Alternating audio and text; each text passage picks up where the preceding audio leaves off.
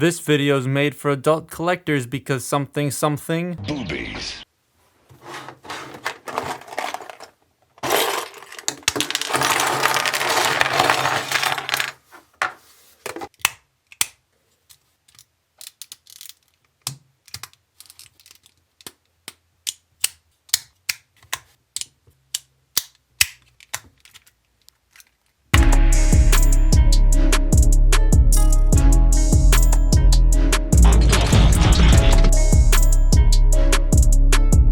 The reason for this title is because this looks so much like the new Skybound Comics Optimus, who can go on, kind of go on the offensive, sort of. This is the new YOLO Park AMK Pro Optimus, meaning you build it like a Bionicle and have it standing there, and my god, the finish on this thing is super lush. I should mention before we go any further, this is a review sample, so this is a pre-production to a point, I think. Not sure how far along this is, it seems very close to final, but this did come pre-assembled and some of the tolerances are not final yet, so let's bear that in mind with this video.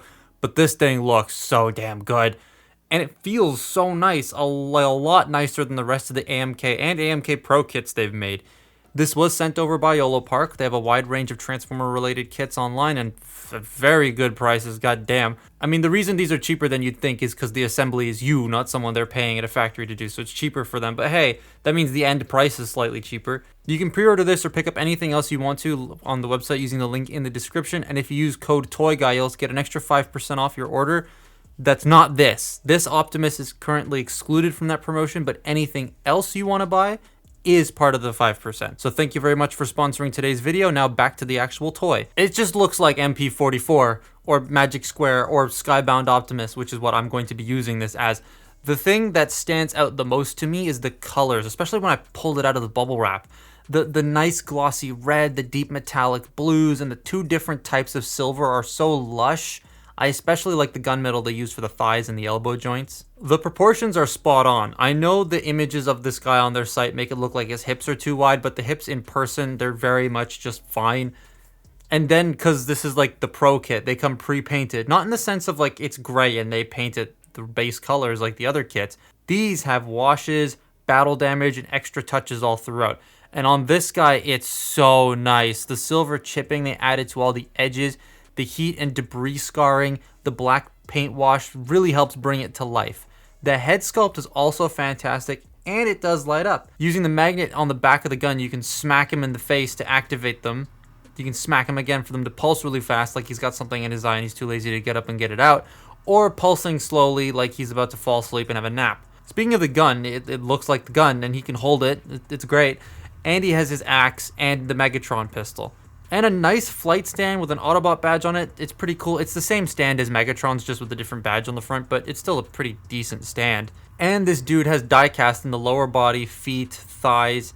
I believe that's it, but it being there means that he is stable enough, though the foot design is weird. They're done in such a way that they look enclosed in the legs because that's how it's supposed to look. But because of that, he sometimes has a tendency to rock back and forth a bit, not necessarily fall over. It just feels like he's about to.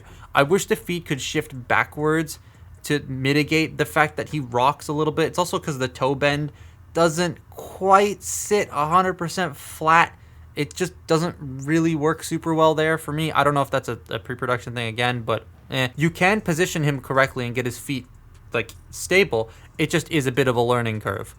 I'm also not a biggest fan of the hands visually. They really look like a human wearing rubber gloves, and it's just a tad strange to me visually. Functionally, they're fine. I just don't much like how they look. One of the things these kits are known for, though, and they excel at, is their posing. Oh boy, can he do that. Yeah, we ran out of patience.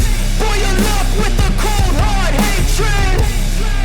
I can feel the vibration. Feet in the streets, it's a new sensation. I wanna break faces on the pavement. I wanna make greatness look complacent. Adrenaline awakened, I can taste it. We can make an impact, grab and then take it.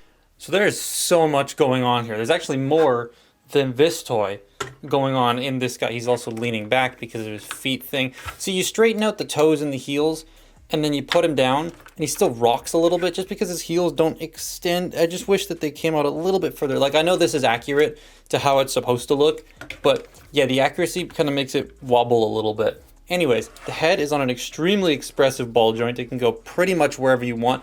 There's also a little hinge in there, so it can kind of look, it can kind of look down a bit and up a little bit with that extra hinge. That's also where the battery goes. You have rotation at the shoulders. They can go out that far. They also are not in focus. There we go. You have a bicep rotation, double jointed elbow that bends all the way and it like fills itself out, which is nice. The wrists are on ball joints as well, and then you have a 3-finger trigger finger split with 2 hinges in each knuckle, and the thumb is on its own separate ball joint.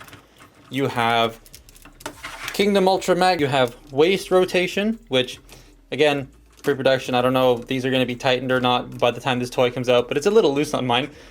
He does have an ab crunch. He crunches about that far forward and doesn't go back. However, if you just pull it up a little bit at the torso, you get a little bit more forward and a little bit back, which is nice. Also, the matrix chamber does open. You do have hip skirts that move forward, and then these move out to the side. There we go. And then you have a back hip skirt, so that allows for the legs to go forward that far. They can go back that far. They can go in and out. Then you have drop down hips, so the legs can kick all the way up and can go a little bit further back if you want to. So that's nice. This hip's a little loose on my copy, but again, I don't know. Thigh rotation. You do have a double jointed knee. I kind of wish this blue piece moved with it more so than it just being that, but I mean, that's still not terrible. It's a very nice and satisfying knee too. Like, that's really fun to do. And the feet can go down a little bit. They can go up quite a bit. There is a toe joint kind of, but it only bends like a tiny bit. And then you have ankle tilt that tilts about that far, and a little bit of ankle rotation in there. It's like his boot does kind of get in the way, but you can see how the joint works in there. So he's pretty posable. And then, oops, I dropped it on the floor. The axe is on a ball joint as well, so when you pop the hand off and pop the axe on, it can move around if you want to.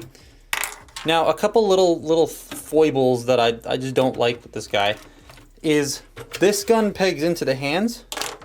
This doesn't. It also doesn't fit in his hands. It points down, and then the stock gets in the way. So like, I wonder if this is for the upcoming Starscream more so than this Prime, because there is a Starscream coming out. We'll see. We'll see when that comes out. If I get it, if I buy it, or if they send it to me, whatever. We'll see. But yeah, also the Matrix is removable. I forgot to mention that. It does come out. Takes a little bit of effort, but we're doing this. We're doing this live. Come on. It's like trying to get Kingdom Prime's Matrix out. Thundertron's sword does not help. I don't want to chip the paint. That's my other worry. It comes out. It's stuck in there, but it comes out. But yeah, he's pretty posable. He's pretty nice. The thing he has over Megatron is the fingers, the thumb, sorry, the ball joint at the wrist, and he has drop down hips. This guy does not. But Megatron does have a much nicer side-to-side pivot.